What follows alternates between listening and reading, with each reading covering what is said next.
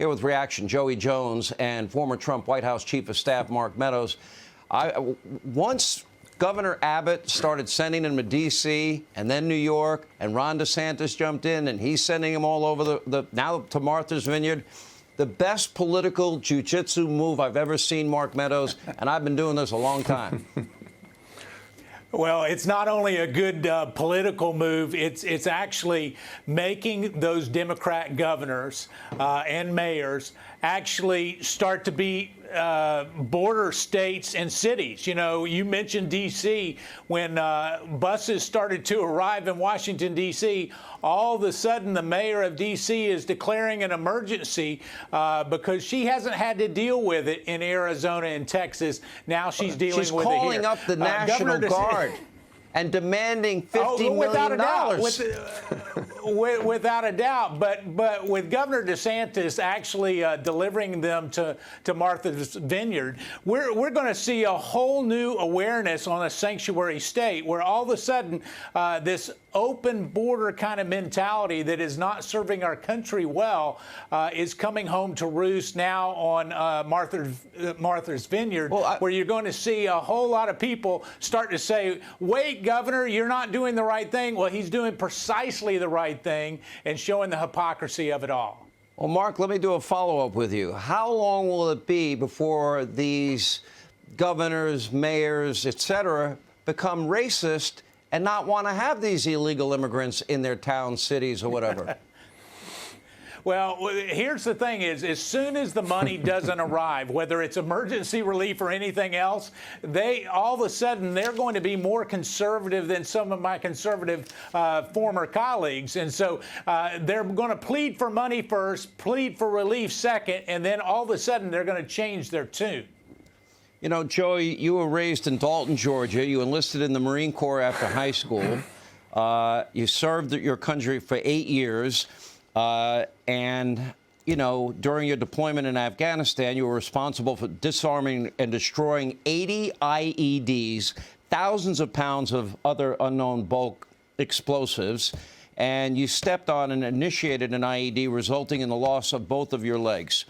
You defined, to me, heroism. And I know to this audience, you are the very definition of it all. And I'd like your viewpoint.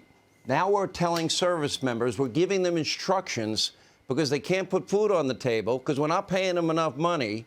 The people that protect the freedom of these kids to go to school, we're going to take their money to pay for their education, but they can't put food on their table. And the government, Joe Biden's government, is telling them to go on food stamps?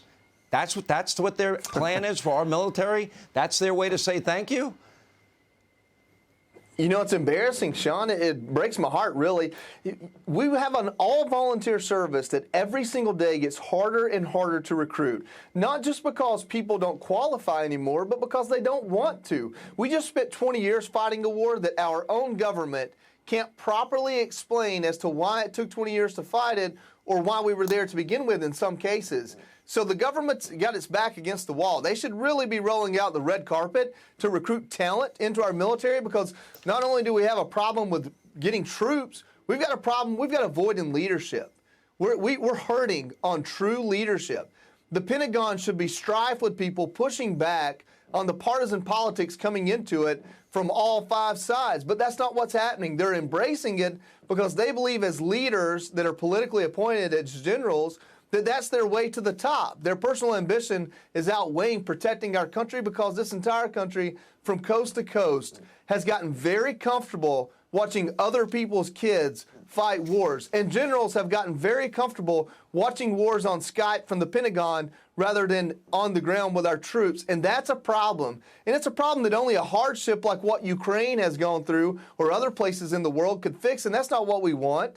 We don't want a war to come to our shores. That happened in 2001. We just marked more than 20 years since then. We don't ever want that again. But the way we prevent it is by having a military that is not only ready and well-fed and happy, but also tough and ready to go to war and intimidating across the world We're not focusing on those things, and that's the problem. Listen, I don't care what your sexual orientation is. I don't care if you're a man or a woman. I want you to want to lay your life down for this country and be ready to rise up to a standard, not be brought down to one. I don't want the military to look at you and say, well, you know, if you want purple hair, I guess we'll let purple hair. If you want jewelry, I guess we'll let jewelry. You don't have to keep your hair out of the way so that gear doesn't snag on it. That's fine. Wear a ponytail. That's okay. You need an exemption for this. You need an exemption for that. This doesn't make you a bad person, but it can make you a bad soldier. It can make you someone that sticks out. And the time that you're in the military, you should want to blend in and be another cog in that machine. And that's all. That's how you become a part of something bigger than yourself. And we're going to ask our citizens to join this military and then say, and you might not even be able to buy food. That doesn't work, Sean. So, Mark, what the U.S. Army has released is guidance for soldiers as they fight inflation.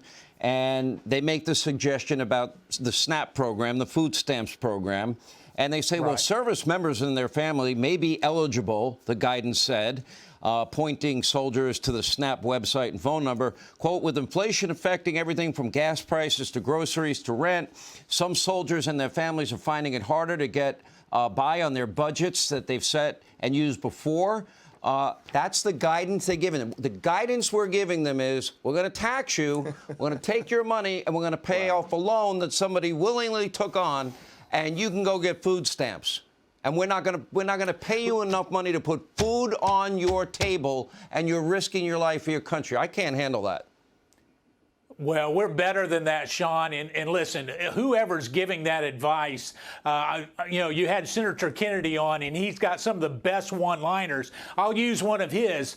That advisor is the reason why there's directions on a shampoo bottle. It's just idiotic. I can tell you, when we start to look at all of this, we have got to do better than this. And right now, they're so slow-rolling everything in the Senate. Chuck Schumer's slow-rolling the defense authorization. And when we start to see this, they got a raise under President Trump. They're getting excuses under President Biden, sadly.